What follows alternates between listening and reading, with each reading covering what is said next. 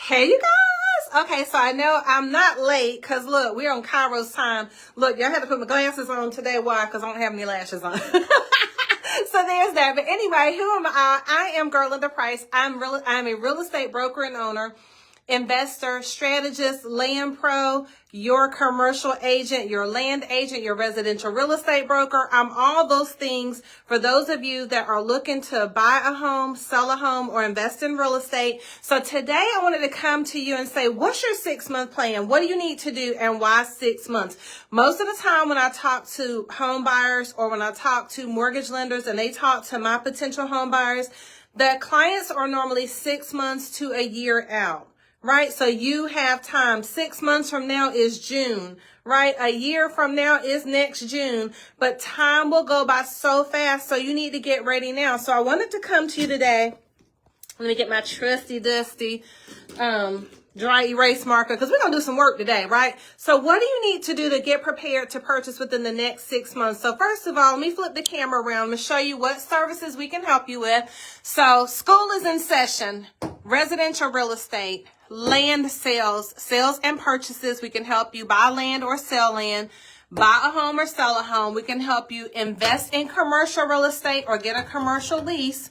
We can do it all. Where can we help you? North Carolina, South Carolina, Georgia, and the globe. This is supposed to be the world. I am an artist for jewelry, but obviously not for drawing, but we can help you around the world. So from the capital to the coast, we want to be your realtor for life. And when do we want to do it? We want to do it right now. So if you say, hey, I want to purchase a home this year, within the next 6 months, what would I tell you that you need to do? So let me get my trusty, hold on, y'all. I got to open my dry erase markers up. I'm going to have to put y'all down for just a second so we can get our markers ready. All right. I realized that I dropped one of the markers that I needed. Dag on it. Okay, so if you want to purchase a property this year, I'm going to take my glasses off so I can see because y'all use my glasses for distance. So let's say that you want to be a buyer 2026.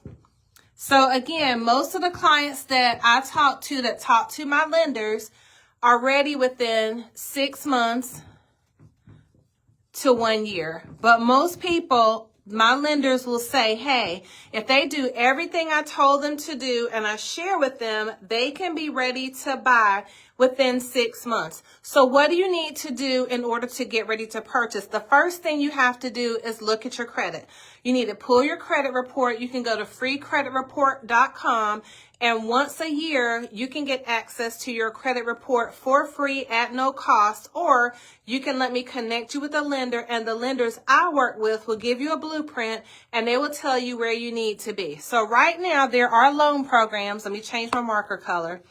Let's say that you have a 580 or up or higher, okay? So there are loan programs that you can do with FHA and VA if you have a 580 or higher. But what that means is you're not going to get the best interest rate. You're also going to need a whole bunch of money down. But normally we can get that from the seller. Not always. Sometimes only one walked on water and raised the dead, right? But miracles happen. I just helped a client that used this loan type. They got $23,000 worth of closing costs and incentives that they didn't even need all of it. They got it from the seller. Whatever they didn't need went back to the seller, okay? So at a minimum, you're going to need a 580 for FHA or VA, and that's certain stipulations apply, okay? But let's say you want to get a decent interest rate. You need a 620 or higher for all loan types, okay? Let's say all loan types. And then if you say, okay, I want to use down payment assistance, right? We're going to call that DPA. So if you want any type of down payment assistance, whether that's from North Carolina or local or city government or counties that have programs like the city of Fayetteville has, I think, up to $30,000 in down payment assistance. The state of North Carolina has up to $15,000 in down payment assistance. For these loan programs, you're going to need a 660 or higher. It would be good if you had a 680 or higher, but you're going to need a 660 or a 680 in order to qualify for down payment assistance, okay?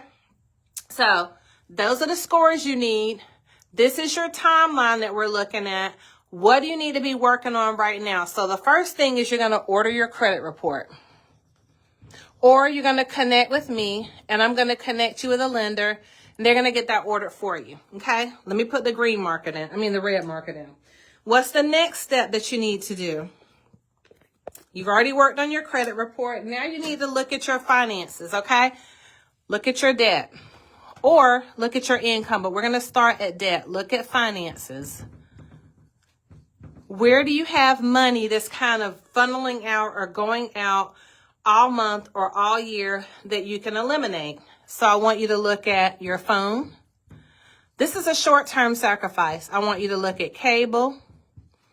I want you to look at your subscription services. I want you to look at your eating out.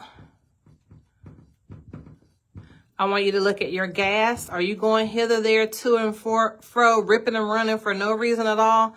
Right? Look at your finances. Where can you eliminate or slow it down, like bring the money down? Where can you eliminate debt,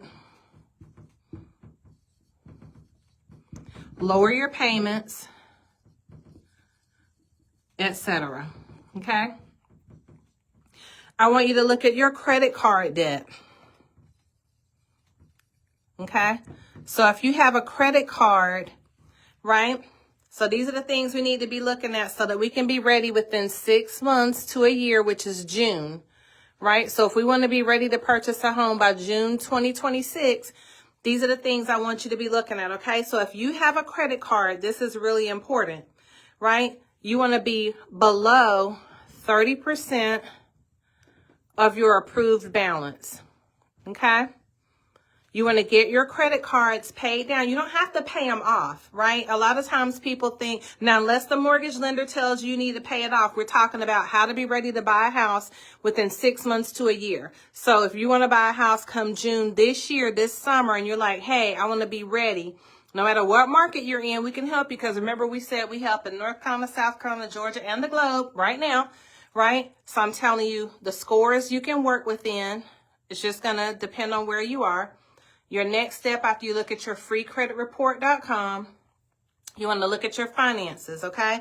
So if you have a credit card balance, you want to get it down to 30%. So let's say that you have $1,000 as a credit line and your balance is $900. Are you at 30%? No, you're above 30%. You're at 90%, right? So what a mortgage lender wants to look at is that your credit card balance is below $300, okay? That's 30% of $1,000. So if you have a credit card and you're like, I need to get my credit card under control and I want to be able to purchase a home this year or 6 months to a year from now, these are the things a lender is going to guide you to and talk about, okay? So if you have credit card balances that are high, you want to put together a plan to get your balance below 30%. These are some areas where you could possibly save some money. Your phone, maybe downgrade the service. We're talking about temporary changes. We're not talking about permanent changes because people are like, I need my phone. No, you need a house, right? And everybody don't want a house. I'm only talking to those people that want to own a home, right? Get your phone bill down. Get your cable bill down. We ain't watching 500 channels, right? Marvin and I look at our cable all the time. We have Netflix and Roku, but we don't even look at half of that stuff. You don't need Hulu, HBO, Prime. Just bring that stuff down, right? Just for 6 months to a year so you can purchase a home. Get rid of your subscription services. Y'all, every time my Zoom bill comes out or Canva, I'm like, why do I have this? But I do use it for business. But you know what I mean. We don't need some of these subscriptions that we have. When I tell you we eat out so much, it's ridiculous. Go to Homie King. What's Homie King? Eat at home. You got food at home, right? So try your best to eliminate eating out as much. I'm not saying don't eat out at all because sometimes it's cheaper to eat out. Sometimes it's more convenient to eat out. But it shouldn't be all day long, every day, lunch, dinner, and breakfast, okay? And then gas. why did I say gas? Oh, like plan where you're going to go, right? Sometimes you don't need to go out of town to have date night or go out of town to have a good time. Plan to stay in town so then you could cut down your gas expenses. I want you to look at eating out because this is where a lot of money, y'all. One year I looked at our eating out bill and it ain't an investment. It was a bill. That's a liability. I can't even tell you how much we spent because it was ungodly. But let's say that every day you spend $15. I'm going to use round numbers because I don't have a calculator and I know I can't add. So let's say that every day you spend $20 on lunch. Times 30 days, you spent what? $600 for the month. Times 12 months, you've spent $7,200 in just food. $7,200 is a down payment on a home. I'm serious. If you needed, let's say we'll talk about that in a second, but let's say you needed a down payment for a home, and let's say the house that you were going to buy was $300,000. And let's say that in North Carolina, you need 6%, but the seller maybe is willing to give you 3%. You technically would only need, let's call it 3% of your own money. What is that? $9,000, right? Don't let that scare you. Remember I said there's down payment assistance programs. So $9,000, you spent $7,200 on food. You were more than halfway there. You were beyond halfway there to buy a home with the money that you spent eating out. So when we're talking about how can you prepare and get ready to buy a home within this year to a year from now, these are some things you want to take a look at. Order your free credit report at freecreditreport.com. But know that you can get a loan with a 580 or higher credit score if you're doing FHA or VA. I have a lender for you. If you have 620 or higher, you can possibly qualify for all loan types as long as you have everything in order. We're going to talk about that. And then if you want or need down payment assistance and you want to use North Carolina's down payment assistance, you want to use the local city or county down payment assistance, North Carolina will give you up to $15,000. The city and state will let you add to that up to $30,000. The county, I believe, has 40, but you can layer these down payment assistance programs, right? Hey, Erica, God bless you. Hey, Jane, love you guys. So you need a 660 to a 680 to use the state, local, and county money, okay? So you can get a loan at all credit levels, but that's the first thing you need to do is look at your credit. Second thing you need to do is figure out your money. Okay, so if you have large credit card bills, what I would recommend is what I did with my business credit card is for the first year, it had a 0% interest. And then after that year, the interest shot up. So my payments on my business credit card tripled. I was like, the blood of Jesus, right? So what did I do? I did a balance transfer, okay? So Wells Fargo sent me an offer in the mail for a business credit card at 0% interest for 18 months. What did I do? I transferred my business account balance to that new card, and now I'm back at 0% interest, okay? So if your credit is good and you can transfer your high credit card balances to a zero balance transfer credit card, it took my payment down to $42 a month for the same amount of money I had on the other credit card. And I was on the other credit card spending a minimum of $167 a month. So what did that do? It saved me how much money? It saved me $105 a month that now I can apply towards something else times 12. Y'all, I'm not going to add that up, but let's call it $1,200 a month that I put back in my pocket from transferring that balance over. Okay? So when you say, how can I find money, or where is there maybe hidden money that I could be saving, try to do balance transfers on your debt if you can, and reduce your phone bill if you can, reduce your cable bill if you can, get rid of subscriptions you don't need, stop eating out as much. You got food at home, go to Homie King and Homie Queen, try to plan out your routes for gas, right? Try to eliminate vacations for now so that you can be ready to purchase a home, okay? So hold on, I need to get some paper towels so I can wipe this stuff off. I'm going to sit y'all down for just a second. Be right back.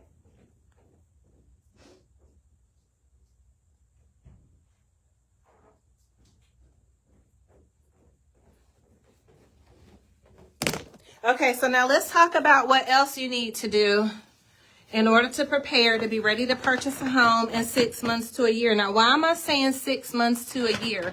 Because that's what the lender normally tells my clients. Hey, if you do what I tell you to do, you can be ready to purchase a home within the next 6 months to a year. So all you have to do is what they tell you to do, right? So that's where the average person is. I don't care where your debt is, who you are. I've seen it over the last several years. That's where the average person is, okay? Now, what else do you need to do? You need to pay your bills on time. I know that sounds like common sense, right? And sometimes things happen, but you have got to pay your bills on time. And the reason I say that is because when a mortgage lender looks at your debt and they say, okay, here's where you are, here's what you have, but you've been late 5 times in a year, then that means you have to wait a whole nother year to buy a home, because they look at late pays. They look at late payments like they look at foreclosures.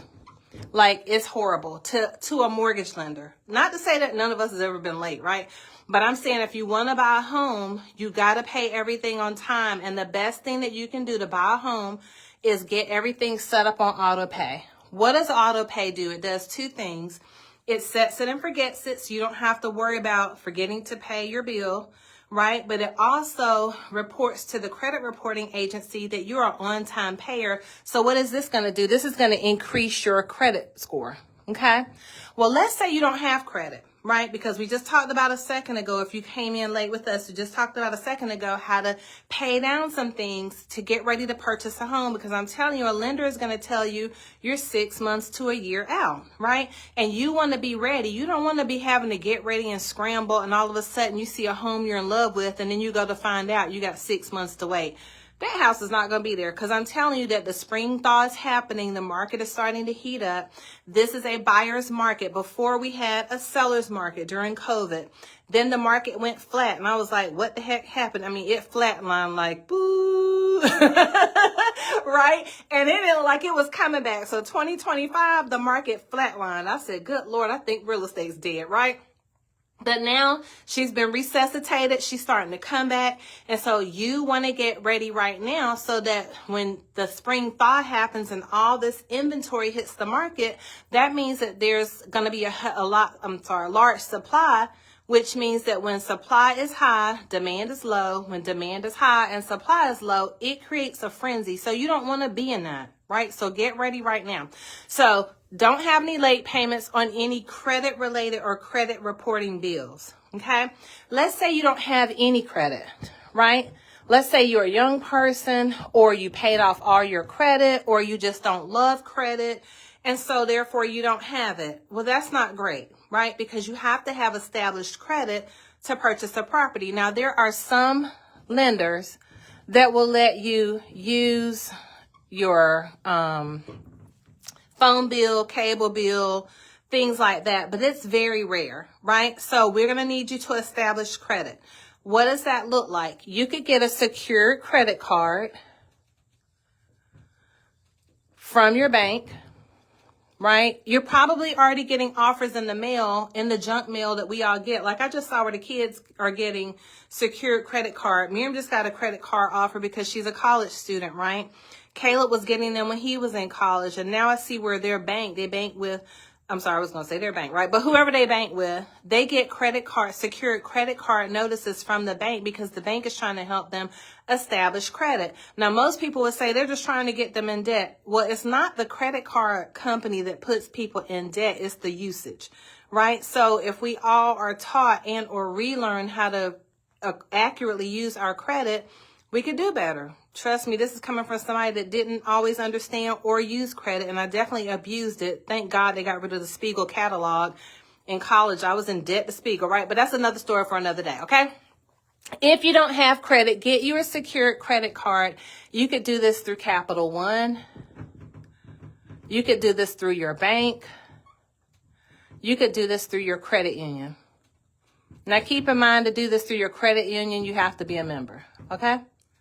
So go get you a secured credit card. You can also be added to somebody else's credit, but that's not a bad thing. But be sure if you're going to get added to someone's credit, like let's say you're a parent and you want to add your children to your credit, or you're the child and you want to add your parent to your credit, make sure that there's someone that pays their bills on time, because if not, it's going to affect what? Your new credit, and you don't want that, okay? So if you don't have any credit, you're going to go and get you a secure credit card so you can establish credit, and you can get a secured card from any of these places, Capital One, your bank, credit union member, etc. And within 30, 60 to 90 days, they're going to report. And now you have established credit, okay? And so what the lender is going to do, the mortgage lender, because you've already talked to them and they told you, hey, you're going to be ready in 6 months to a year, and they told you to go establish credit, what they're going to do is at about that 60 to 90 day mark, they're going to pull your credit again and see if you did what they told you to do to establish credit, right? So it's equally as important to have good credit or decent credit starting at a 580 or higher. But it's also important if you have no credit to go ahead now and establish credit, okay? If you don't have any bills in your name, you need to get something in your name, right? So that's what they call non-traditional credit. Not all lenders will use this, but it's better to have it than not have it. What is non-traditional credit? This is your light bill. This is your cell phone bill, right? This is a utility bill. Why is that important, right? Because these companies pull credit to establish your account, right? Unless you had decent credit with them or great credit with them before, they may not do that when you go to establish credit. But like PwC, they do a credit pull when you first get started, right? AT&T or whoever you have cellular service with, they're going to pull your credit when you first get started. The water company, whoever you have, they're going to pull your credit when you first get started. So some lenders will use non-traditional credit to qualify you for a home, okay? But what if you say, I don't have a job, right? Because we're going to try to cover all the scenarios. So I want you to take a screenshot of this, or you can go back also and rewatch the video. I'm also going to download this and save it on YouTube. So if you don't follow me on YouTube, be sure to follow me over there. It's Garlinda M. Price. I'm over on YouTube, and you'll see my real estate playlist. Okay, so let's say you don't have a job. How are you going to buy a house? You don't have a job. Okay, so you're going to have to get a job. That's one way. Let's say you have a job, but you don't make enough money. You're going to get a second job. I know, this is temporary stuff, y'all. This isn't forever. This is just to buy your house. Let's say that you receive disability. You can use disability to qualify for a home. Let's say you receive Section 8 or HAP. You can use Section 8 or HAP to qualify for a loan, but you can't wait until the last minute to use that because there's a process that has to take place in order to use the certificate, okay? So you can't wait till the last minute and be like, I got to be out of my apartment in 30 days and think you're going to use Section 8 and HAP certificate, because it's a process. So that's why I'm saying you have 6 months to a year. Start now, okay? Let's say that you receive Social Security. You can use SSI, Social Security benefits, to purchase a home. Let's say that you're a guardian for a parent or a child that receives disability, right? If they're coherent, they can sign on their own. This one, I'm going to put a star beside because there's definitely extenuating circumstances. But you can use that income to purchase a home. So no job, no problem. Get a job. Get a second job if you need more money because you don't qualify for as much as you want. You can use disability to purchase a home. You can use Section 8 or a HAP certificate to purchase a home. You can use SSI to qualify for a home. You can use a guardian to qualify for a home. Extenuating circumstances. Also, what if you say, well, you know what, Garlinda? I want to buy a home, but I've tried to buy a home before. Things didn't work out. You could also owner finance. which is what a lot of people call rent to own, okay? Rent to own is a little bit harder, and the reason why I say renting to own is hard because they're going to ask you for a larger down payment. Half the time, the investors don't do right, meaning they'll take your down payment. They don't tell you all the ins and outs of buying rent to own, because when you buy rent to own, you own it. They're not fixing anything. They're not calling the plumber. They're not calling the roofer. They're not calling anybody. When you rent to own, it's like you own it because you're their owner financing, and your lease optioning, it's like they're treating you like an owner. The only thing you normally don't pay is the taxes and the insurance, okay? But I don't want to get off on that tangent, but I'm just saying there's ways around all of this, okay? No job, get a job. Not enough money, get a second job. This is temporarily. You only need to do these things to qualify for the house, buy the house, but you better make sure you can stay in the house if you're doing this to get the house, okay? Disability can be used, Section 8, SSI, a legal guardian, etc. So now let's say you own a business and you're like, well, Garlinda, I own a business and I've tried to buy a house, but because I own a business or because I am a 1099, I can't buy a house. Well, welcome to today, because you can. Okay? Hallelujah. Shout glory. Don't wait. Because we don't know how long the window will be open for these creative loan programs. So back in 2008, 2009, when I came into the industry in 2009, they had all these creative, no, before then, 2006, 2007, 2008, they had all these amazing loan programs, bank statement loans, stated income loans, interest-only loans. And what did it do? Crash the market. The market went to Hades in a handbasket. Enter 2009 to 2011. Market crash. Finally came out of it in 2012, 2013. And now COVID happens. People buy at the height of the market.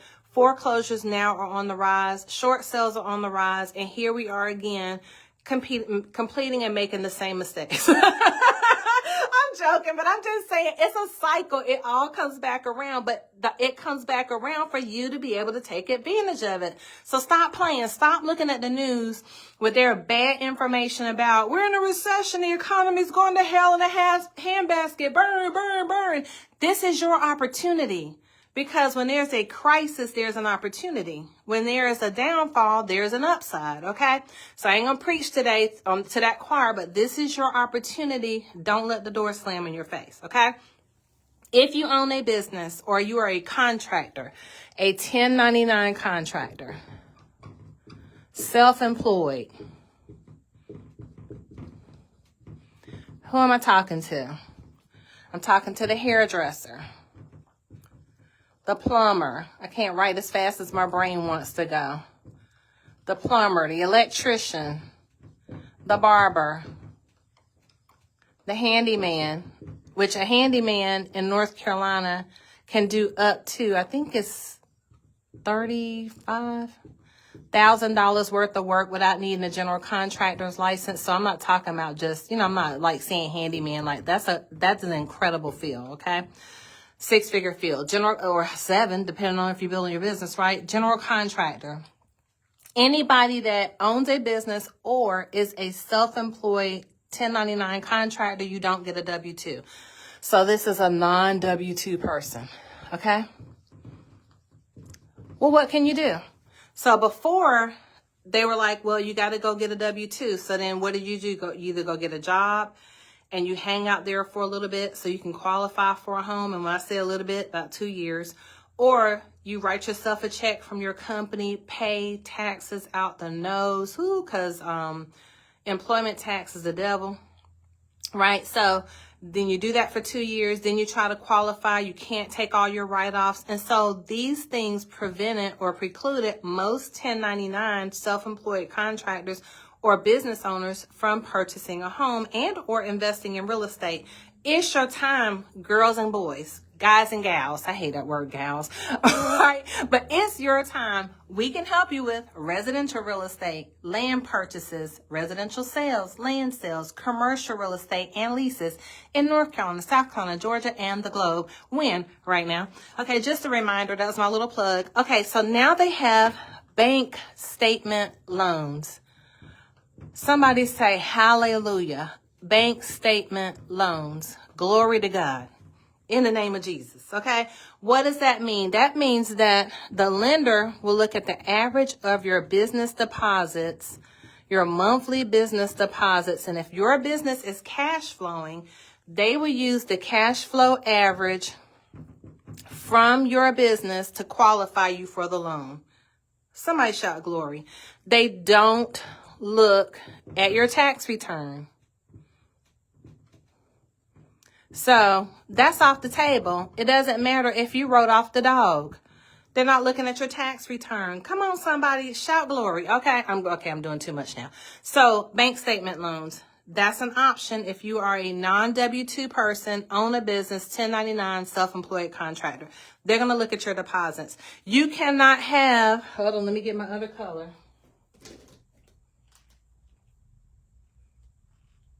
Lord, hold on, y'all. The marker wouldn't cooperate. Whew, okay, you cannot have a bunch of NSFs. Okay, so if you are notorious for insufficient funds, you got to stop it. Okay, you got to keep enough money in your account. Don't go past that grace period. We've all been there. Okay, no NSFs. And let's say you do have some, they have to be extenuating circumstances, and they can't be more than, I think it's somewhere between 8 to 10 in a year, right? For a bank statement loan. And a regular mortgage, you don't want a bunch of NSFs or negative account balances, okay? So you can't have insufficient funds and no negative balances beyond 8 to 10 as a business owner for the year in order to use the bank statement loan. Then they have, what's the other loan type? Bank statement loan, they have a 1099 loan program. Okay, with the 1099 loan program, these are different. This isn't the same as a bank statement loan because now they are looking at your taxes. They are looking at your credit. And they're still doing an average of your income. Okay? You still can't have all those NSFs. It's an automatic decline in all systems. Okay? So a 1099 loan program, they're going to look at your Schedule C. They're going to look at your taxes. They're going to look at your credit. They're going to do an average income, and they're going to give you a loan based on that. Okay? I have 2 clients right now doing bank statement loans. One is purchasing a duplex or a triplex. I think it's purchasing a duplex using a bank statement loan. The other one is purchasing their home they're going to live in using a bank statement loan. So if you are a non-W-2 person, you own a business, you're a 1099 contractor, you're self-employed, I'm talking to the realtor, the insurance person, the general contractor, the handyman, the hairdresser, the plumber, the electrician, the barber. You're self-employed. They have loans for you now. Stop waiting. We don't know how long these things are going to be available, but all these mortgage companies keep getting super creative because they're trying to massage the economy because the feds are not reducing interest rates. I think they came down a little bit. And so now they're like, okay, what can we do? All these different banks, what can we do to get the economy moving with real estate? We can offer all these creative loan programs. You guys stop playing around. Okay, so now take a screenshot of that. Of course, you can rewatch this, and I'm also going to share it over on my YouTube channel. But who am I? Again, let's flip the screen around. I'm Garlinda Price. I'm your favorite broker and owner. I own Fusion Properties, LLC, from the capital to the coast. Your realtor for life. We also are going to be able to help you in North Carolina, South Carolina, Georgia, and the globe. Okay, I'm a certified international property specialist. So let's wipe this off and let's keep talking. Okay, so you got your creative loan program. You're going to freecreditreport.com and you're going to, let me change pens.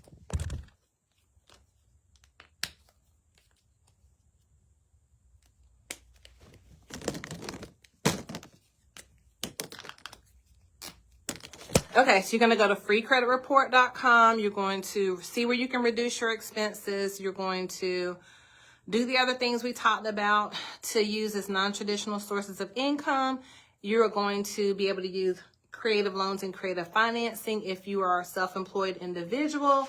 And now what do we want to talk about? Let's talk about the incentives right now that we have not seen since before COVID that are taking place in new construction, that a lot of sellers are offering, that are not going to last forever. So stop playing around. Like I said, the average person, when they talk to our lender, is going to be 6 months to a year out to purchase. So you're going to be ready. But you got to get ready. Okay? I don't know why my writing is so bad today. I have great handwriting. But these are some of the incentives being offered by new construction right now. So let's say you're that person that's super particular and you're like, I don't want to live in an old home or a home somebody else lived in. I don't want to sit on a toilet somebody else sat on. You know how y'all do, right? You can buy new toilets. They sell a lot of them at Lowe's. I'm just saying, right? But let's say you're the person that is like adamant that you want new construction. You've seen the floor plan you're in love with, and or you want to do a pre-sale. The incentives in new construction are gangster. They're offering $10,000 minimum in incentives from what I've seen. What does that mean to you? $10,000 could be your closing costs, used for closing costs, which in North Carolina is about 6%. Up to, let's call that up to 6% because that can vary. Okay. You can use this for your appliances. You can use this for the plantation blinds, as we call them. That's the plastic blinds you see in the homes. So window coverings. You can use this for the garage remotes. You can use this for the fence. You name it, right? There's all these incentives up to $10,000. I mean, $10,000. I've seen 15, but let's just say on average, new construction, $10,000 minimum. Then if you use their preferred lender, which sometimes my clients do, sometimes they don't. If you use their preferred lender, they will give you another, let's call it $1,500. In addition to that, they'll give you, let's just call it $5,000 in closing costs. So now you've gotten 10, 15, 16, $16,500 in new construction incentives. I'm going to do NC. Just for buying a new construction home. What else are they offering? They're offering interest rate buy downs. What the heck is that? So let's say, because I hear everybody whining and crying about interest rates. The interest rates are so high. If you're renting, you're paying the interest rate of the seller. So we're going to take that off the table. I mean that in love, with all kindness, as much as possible. Take that off the table. Stop looking at that. Right? Because when you're renting, and we've all rented, right? I've rented plenty of times. And anytime I was renting, I was paying the seller's mortgage. I was paying off the seller's house. I was paying the seller's taxes. I was paying the seller's insurance. I was paying the seller's mortgage insurance. I was paying the seller's interest rate. How was I paying the seller's interest rate? Because I was paying their mortgage from my rent payment. Okay, so we're going to take that off the table. If you're renting, you're paying all of those things anyway for the seller.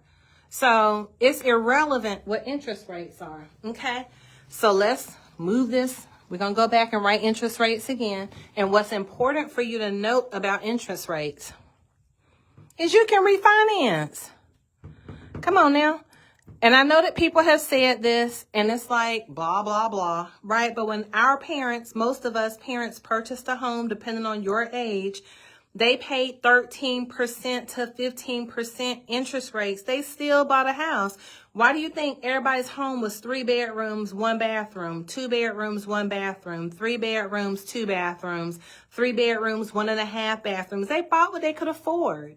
Right? You're not buying your dream home. You're buying a home to start your wealth building process, and you're going to grow from there. So interest rates right now, let's call it anywhere from 5.75, maybe 5.5, to 6% on average. That is a great rate. When Marvin and I bought our first home, the interest rate was 8%. I thought we were going to meet Jesus.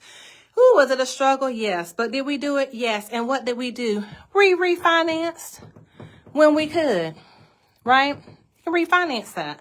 So don't worry about that. This is just where you're going to start. But the incentives right now, first of all, that's a great interest rate.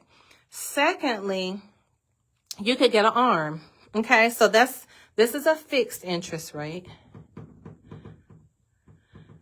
So that means that your interest rate never changes for 30 years. Okay, fixed interest rate. You can always refinance when the interest rates go down and get better. Okay, they will not be at 3% anytime soon. Stop waiting. I can help you with residential, land, commercial, North Carolina, South Carolina, Georgia, and the globe. Y'all are starting to get the picture, right? Then you can do an ARM. Okay, what is an ARM? An ARM says, okay, let's say the interest rate is really at 5.75 to 6%. Well, the ARM is variable, right? That means it moves. So let's say that there's a lender that will give you 4%. Let's call it 4.5. Year one. Then they're going to give you 5% year two. Then they're going to give you 6% year three plus prime. Okay. I don't know what prime is, but let's call it 1%. Technically, you end up at 7% year three. Okay. So an ARM just means that they will give you an introductory rate for the first year. The second year, your mortgage payment will go up. Your interest rate is 5%. And then the third year of the ARM, you cap out at 6% plus prime. Okay? That's an ARM. So the first one was fixed. The second one is variable. But what are some of the new construction incentives? They're offering a buy down. What does that mean? What is a buy down? So let's say you're buying this new construction home. They're offering you $10,000. Your closing costs, your appliances, your blind, the garage remotes, a fence. Their preferred lenders giving you $1,500 lender credit plus another $5,000 towards closing costs. You're getting $16,500 in incentives, right? And then they say on top of that, because the interest rates are 5.75%, we'll buy your rate down. What, preacher? What'd you say? So they'll take your 5.75% and let's say that they buy it down for you for the first 2 years. Like, let's say they buy down 2 points. Okay? Each point, let's call it equals $1,000. I'm sorry. No. Equals 1%. Okay? Let's say that each point equals 1%. So they are saying to you that if you buy our home, we will buy down your rate 2 times by 1%. So we will let you buy this home from us for year 1 and year 2 at a 3.75% interest rate. Y'all better come on and stop playing and worrying about these interest rates. The devil is a liar. And I believe that that's what the enemy keeps pointing out. Interest rates, they're too high. Home prices are too high. Let me share with you that home prices are not going to come down to the point where it's bare bottom, 50% off, 60% off, 70% off, 80% off. The max you're going to see in a reduction in some areas is maybe 90%, right? So what can you do? You can buy where the incentives are. Even existing home sellers are doing this right now. So that means that you have a 3.75% interest rate for year 1 and year 2. And then in year 3, it's at 5.75%. Come on. What are we talking about? What are we doing? Okay, so that's why you need to be getting ready now so that you can be in position to purchase your home. So now, let's talk about if you have a home for sale. What should be? No, let's talk about investing. Then we'll talk about that. Let's say you own a home. And you're like, Garlinda, I own a home. But you're like, I want to invest in a home. What do I need to do to prepare myself to be able to invest in a home? Right? Well, you already know that I have a Kingdom Real Estate 101 course. Kingdom Real Estate 101 investing course, right? So it's $297. You have a year to access the course. It's self-paced. I'll share the link in the comment section, okay? So let's say that you want to be an investor. You've never purchased an investment property and you're like, but I want to. Like, I see all these people online talking about it. I'm ready to take the plunge this year. What do I need to do? Go back to step one, check your credit. Okay, so you're going to go to freecreditreport.com. You can get a copy of your credit once a year at no cost. And you're going to take a look at your credit, or you're going to talk to a lender and they're going to pull your credit and tell you where you are.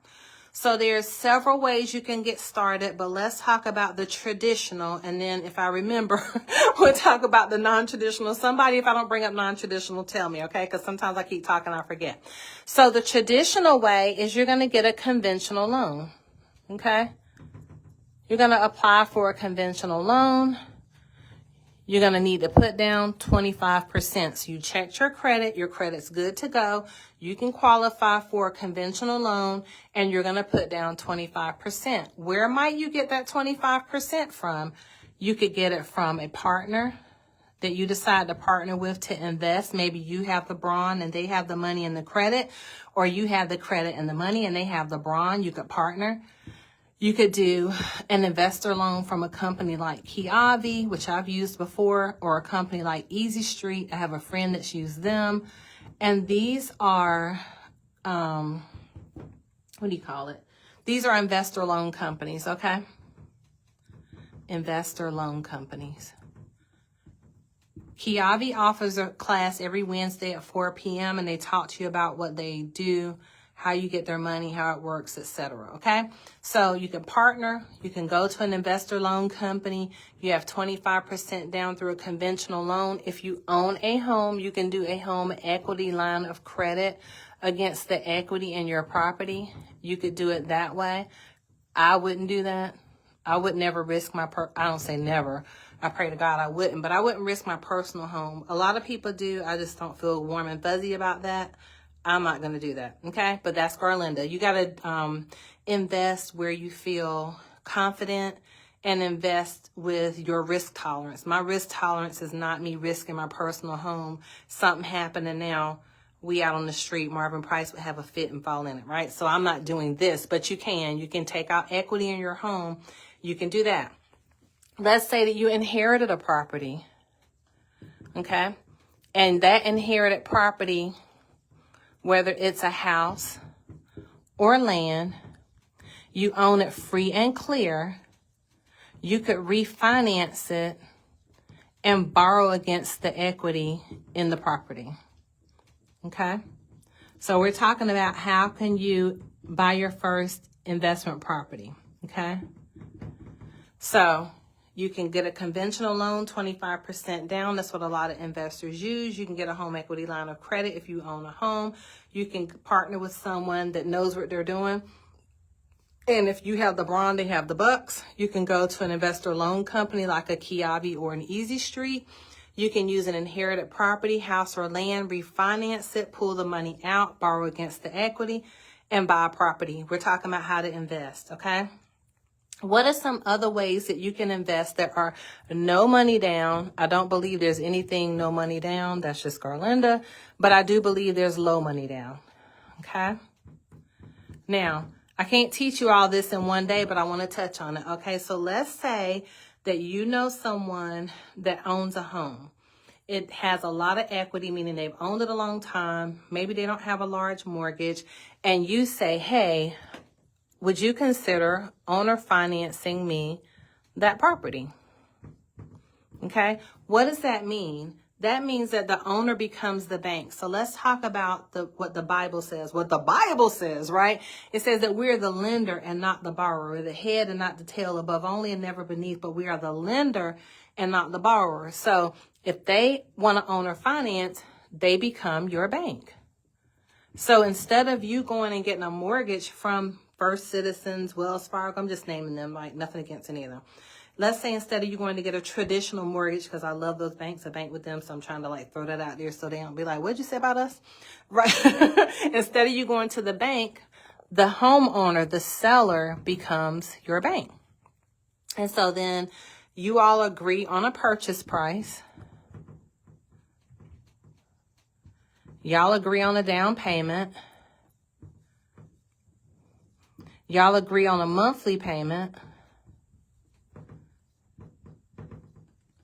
And you do this through an attorney who creates the note. Now, it's important to note that if they're going to own or finance and they still have a mortgage on this property, this is kind of advanced, but I'm just going to bring it up since we're talking about it. They can't put your name on the deed. They cannot change the deed. If they do, they could trigger what's called the due on sale clause, and it would make the whole loan of money they owe to the bank due. So they would need to do this in a land trust. Okay? So owner financing is one way that you could become an investor. You find somebody that doesn't owe any money on their property and you're like, hey, I want to buy the house from you and I'm willing to make payments. Why would somebody do that? Right? Because a lot of people say nobody's going to do that. Not everybody needs their money. Some people want residual income. Some people want or need a tax write-off. And if they have a tenant, and they have, if they have what looks like a tenant, they have access to depreciation. They have appreciation.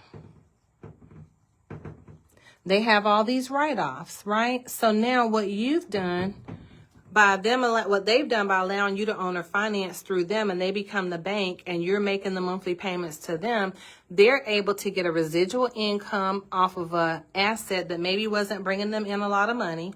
They're able to get a tax write-off. They're able to depreciate. They're able to get appreciation. It's a win-win. Okay? So this is why you could use owner financing as a way to purchase a property. Take a screenshot. I'm going to give you a few minutes to take a screenshot of that, and then we're going to talk about the next one. We're wrapping up. Okay? But this is no money down or low money down. Okay? Again, this will be on replay. So if I erase and you're like, no, you can go back and rewatch it. And I'm also going to share it on my YouTube channel. Okay, so hold on. So now, what's another way that you could invest in real estate with little to no money down? You could wholesale. I cannot teach this whole thing, but I'm going to try to say it the easiest way possible. Wholesaling is, let's say Erica finds a seller. This is an off-market deal, not in the MLS, and they want to sell. So Erica finds a seller who wants to sell their property. Let's say they own it free and clear, okay? Then she gets it under contract. So she tells the seller, hey, I want to buy your property, and or I have several investor friends or several friends that also invest in real estate that may be interested if something happens that I can't buy it. You're telling the truth here. Hey, Trees, I love you. Hey, Angel. So Erica gets it under contract. So Erica finds a seller that wants to sell. They don't have a mortgage, right? Erica gets it under contract. Then Erica starts marketing her contract. Erica's not marketing the house because she don't own the house, right? That's how a lot of wholesalers get in trouble. They act like and pretend like they own the real estate when they don't. They own the contract, right? Erica found a seller. The seller wants to sell. Erica writes the offer to purchase contract to the seller and tells the seller, hey, I'm willing to buy your house and or some of my peeps are. She gets it under contract. She markets her contract to an end buyer. Okay? So let's say the house is worth $100,000. Well, you got to have some meat on the bone for Erica to get paid and the end investor to get paid, right? So Erica is under contract. We're going to say UC. She sells her contract.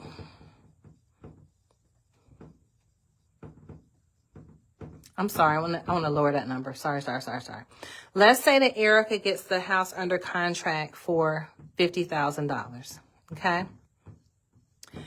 the tax value or the market value of the property is $100,000, right? So this is the after repair value or the tax value. ARV, after repair value or tax value, TV. Okay? So now Erica's marketing her contract, trying to find the end buyer to step into her agreement with the seller. So she's looking for someone to assign her contract to. So our offer to purchase contracts in North Carolina say that the buyer is Fusion Properties LLC or assigns, right? That means that the seller has agreed and I have agreed that I can assign my contract to another buyer, and that buyer steps into Erica's position and goes to closing with the seller. Okay. So now Erica's out here telling everybody, I have a contract for $100,000. She finds a buyer and the buyer says, I'll pay you $100,000, because they know that, because that's after repair value. She has a buyer that says, I'll pay $80,000. Okay. So now Erica's under contract for $50,000. After repair value or tax value is $100,000. We don't care about tax value because that doesn't sell anything. Only thing that sells is market value. And then the buyer says, I'll give you $80,000. Okay. So that means that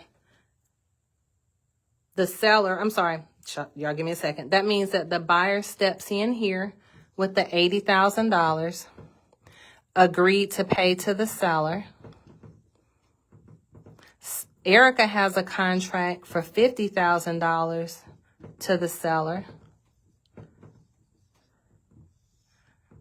So that means that the seller is going to net, I'm going to say gross, not net, is going to gross $30,000. Erica made $50,000. The buyer got the property. So I'm going to go back through it one more time, okay? So Erica found a seller that wanted to sell, that had no mortgage on their property, so they could sell it free and clear. You don't have to worry about titles, dirty deeds, any of that stuff, clouding up title. She got it under contract. She gets it under contract with the seller for $50,000. Erica then markets her contract to an end buyer. We're talking about wholesaling. And she finds an end buyer for $80,000.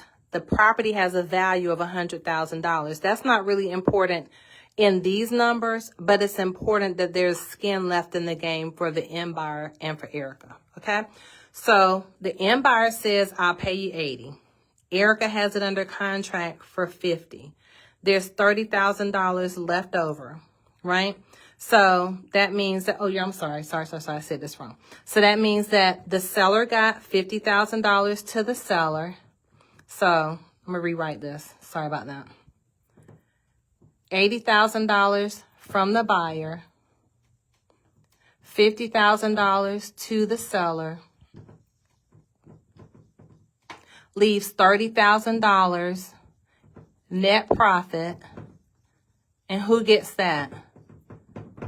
Erica. So I'm going to say it one more time because I got stuck and said it wrong. Okay. Wholesaling.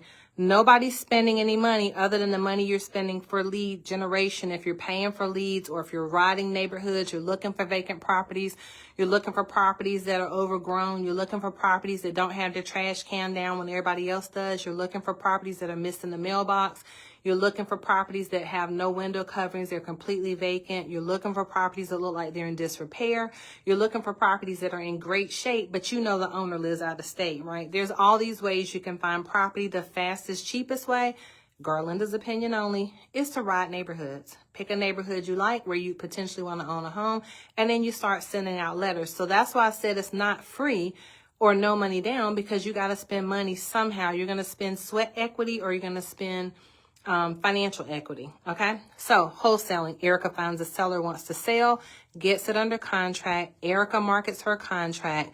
She gets a buyer for $80,000. She agreed to pay the seller $50,000. Erica made $30,000, and all that. What did she do? She connected the seller with the buyer, and she profited.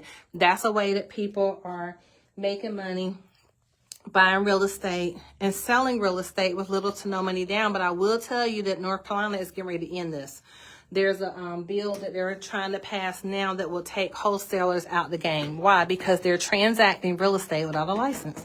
And that is a no-no in the state of North Carolina. So that's one way to buy a property. So now let's say, so I've given you 2 ways to buy a property. Get your credit straight. Get your 25% down. Partner with somebody that has the money or the time or the bandwidth to do all the repairs. Borrow against your home to take out the equity if you feel confident enough to do that. Garlinda would not do that because I don't want to risk my home, but some people do, and they do it, and they do it well, right? You can borrow from an investor loan company like Kiavi or Easy Street. You can take an inherited property, house, or land that you have, your husband has, your family has, y'all all agree, and y'all refinance the property and borrow equity against the property, okay? Now, let's say that you have property for sale. How can you be getting ready to sell and take advantage of the market? Fix your house up. No, I'm joking. Fix it up. I'm joking. So before doing COVID, I got to put the phone down so I can write. Hold on. I had to open up another market. Okay. So before doing COVID, you could sell the doghouse. It didn't need blinds. It didn't need windows. Heck, it didn't even need a door.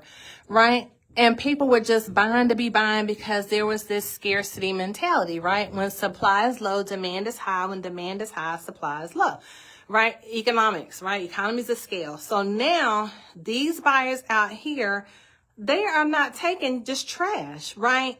Buyers right now want your home to feel new, even if it's 100 years old.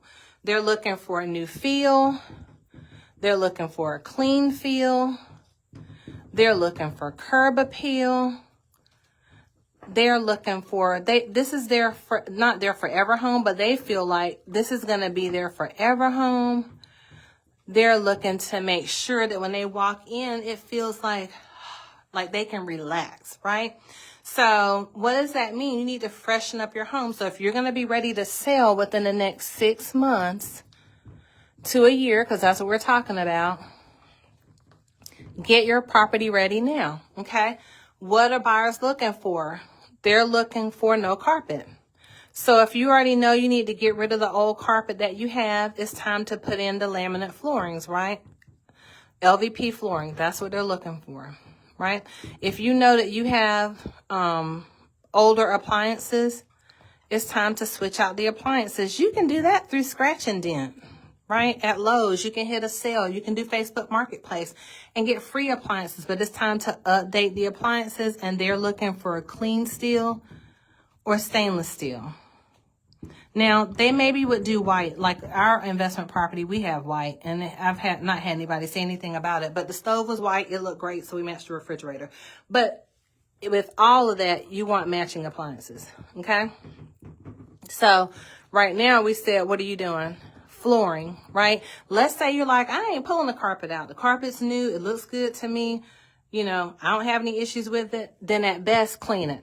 Okay? Clean the carpet. I have a friend that owns a carpet cleaning company, and they can get out red stains. They can get out dirt. They can get out everything. So they have a new business. I think something else for LVP floors they just came up with.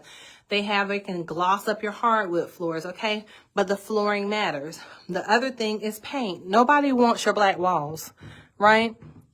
If you got black, red, orange, green, blue, yes, it probably looks amazing with your furniture, right? But nobody else wants a navy blue wall, even though, shout out to Treese, I love your navy blue wall. But you're not selling your home, right? But if you're selling your home, you got to get rid of all the dark colors or even the lighter colors, and you need to go with agreeable gray.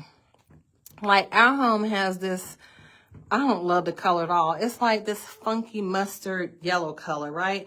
But it's too much space to paint. But if I was selling my home, I'm going agreeable gray. I told Marvin I'm ready to paint this house. I'm tired of looking at that color, right? When we bought it, that's the color it was. But every day I look at it, I'm like, why do I feel like I'm looking at like a dingy sunshine? Right? I'm over it, right? So when people walk into your home, they want to feel that it's clean, bright, open, airy, no green walls, no orange walls, no pink walls, no blue walls. Paint your home agreeable gray. So no carpet if you can. If you do have carpet, clean it really well. If you have older appliances, switch them out. Get some free ones off Marketplace, or get them on a scratch and dent or cheap sale at the home stores. Have matching appliances. Paint agreeable gray. That's your go-to color. It's the color all the investors use. It's the color the builders use. Everybody and their mama loves agreeable gray. So that's your color. So if you're looking to sell within the next 6 months to a year, get real on the price. You have to call a professional. Who you're calling? Me. Okay? You're calling Garlinda. So we can help you with residential sales, residential purchases, land sales, land purchases, commercial sales, commercial leases, North Carolina, South Carolina, Georgia, and the globe. When? Right now. Right? So 6 months to a year, you're getting ready to sell. What else do you need to do? You need to look at your loan. Look at your payoff, okay? If you have a second mortgage or any type of line of credit, you need to look at that and know that that's going to come from your profit. If you refinanced, you already got some of your profit, okay? So we can't price the home above market value, which is what a buyer is willing to pay and what a seller is willing to sell for. We can't overprice it because you already took the money out, okay? So you want to look at your expenses of what you've already done. And then you want to talk to me, right? And then what I'm going to do is I'm going to run a CMA. What is that? That's a comparable market analysis. You may hear people call them as comps, right? So we're going to do a comparable market analysis. And I'm going to give you a range, okay? This is the range that I recommend you sell your home for. And then I'm going to send you a seller's net sheet. What is that? That's going to show you all of your possible and potential costs of what it would cost you to sell and what your bottom line is, okay? And then there's only 3 things that sell a house. We're talking about getting ready to sell during the spring thaw, right? You want to be getting ready now. 3 things that sell a property, and none of them are the agent. Price, condition, location. You can have the best agent known to man, right? But if your price is off, the house isn't going to sell. You can't move the house, so we can't do anything about the location. Condition, we can control, right? We can control that. Let's say to you like, Garlinda, I don't have any money. I'm not fixing up this house. I'm ready to go. I don't care if Jason and Freddie living in here together. Great. We can sell as is, right? We can control the condition. We could sell as is, or you could sell it fixed up. The only difference is how much money you're going to pocket. The only thing we can really control, though, is the price. This is what matters, right? If your price is off, the house will sit there. This is a weird, funny market, right? So you want to come on the market looking great, smelling great, feeling great, right? And you want to price it to sell. And the best thing that you can do is to come below price or at price and let people drive your price up, not come on the market overpriced. And then people drive your price down, then you're going to be mad. You're going to blame the agent when really, if you have a great agent, they would have told you, hey, that's too high, right? So these are the things you're going to do to get ready to put your house on the market. Get your yard ready, okay? Y'all know what I'm talking about. If y'all have stuff out there in the yard, or it's just not looking great when you get ready, not now because wintertime, right? But if you're going to sell now, definitely get curb appeal going, get the bushes cut, get the shrubberies done, freshen up the house, power wash it. Those things don't cost you a lot of money, right? And then the last thing I'll share with you, reference selling for spring thaw, we're going to get off of here, is the things you can control. And the only things that really truly add value are if you have added space, renovated your bathrooms, or if you have renovated your kitchen. Okay? If you added space, renovated the kitchen and bathrooms, these 3 things increase your price. Okay? But on the flip side, if you got a new roof, new HVAC, a pool, a hot tub, new floors, etc. The appraiser looks at this as deferred maintenance. They do not give you money for that. The HVAC system, deferred maintenance. They don't give you money for that because the house needs these things to function and operate. It doesn't add value like new stuff like this will, because this is a given. Like, you got to have a roof. You got to have HVAC, right? If you have a pool, it could be a plus or a minus. Now, if the whole neighborhood has a pool and everybody and their mama have a pool, like in Florida, everybody has those lanais, everybody has a pool, you'll get value for it. If you're the only one in the neighborhood with a pool and a hot tub, and it's like very few people have that, it's negative. You don't get credit for that, okay? Because not everybody has it. It's not a big deal, okay? New floors, you got to have updated flooring or floors that are decent. That's deferred maintenance. You don't get credit for that, right? You don't get credit for a fence, right? It's just cosmetic. So things that really add value, and what you're going to do if you're looking to sell, and we're going to get ready to get off of here now, is you're ready to sell 6 months to a year, or right now you're going to call me and we're going to sell it as is. If you say, Garlinda, I ain't doing nothing, I ain't picking up with paintbrush, I'm not even going to clean the place, I'm like, okay, let's do it, because I'll sell a doghouse or a mansion. Don't matter to me. If your little dog Fido has a house and he's like, hey, I want to put it on the market, Mama's going to sell it. Just kidding. But we'll sell it as is. Any condition, if you were given a home as an inheritance, or that was given to you by a family member, like we just sold our parents' land in Virginia, it still had my great grandmother's part of her home on the land. We still sold it, right? We sold the land with the house on there. And people asked us if we were going to tear it down. No, you want to buy it, you're going to buy it with that house on there, right? Because there's a hind part for every seed, right? So we can sell it as is, does not matter to us. I will help you get top dollar, okay? You won't get as much as if you do these things. Have it feeling new, fresh, clean, curb appeal. People walk in, it's warm in there because it's wintertime, or it's cool in there because it's summertime, and it feels like they're forever home when they walk in. Even better if it has LVP flooring. Even better if it has updated clean steel appliances. Even better if it has granite countertops and or Formica countertops that look like granite, and or if it has agreeable gray and the paint color all the way throughout, not the mustardy yellow color I have, right? Even though I love my home, I don't love the paint color, right? And then you're going to look at your pay off your second mortgage. You're going to, and if you refinance, and know that if you refinance, you already got your money. Now there's a little bit more money you could probably get, but I'm going to run a comparable market analysis for you, and I'm going to send you a seller's net sheet. I'm going to send you 3 prices you could potentially sell for, and show you what your bottom line looks like. At those 3 prices, you're going to have your yard ready, you're going to power wash, and then you're going to call me, right? You're going to call me, Garlinda Price. I'm your broker, owner, real estate strategist here, and I can help you in, what do we say? I can help you with residential real estate, land, commercial, North Carolina, South Carolina, Georgia, and the globe. When? Right now. Okay? So I've been talking long enough. I think I've gone way over, got carried away. But if I can help you buy, sell, or invest in real estate, I'm honored to. Give me a call, 910-494-7798. Please go back and watch the replay. Please share this with someone. This is the year of home ownership. Our Father God is rich in houses and land. And they're not making any more land. You can buy it. Literally, they're selling lots for $5,000. I've seen them online. I've seen houses as low as $80,000. But guess what? That's not the norm.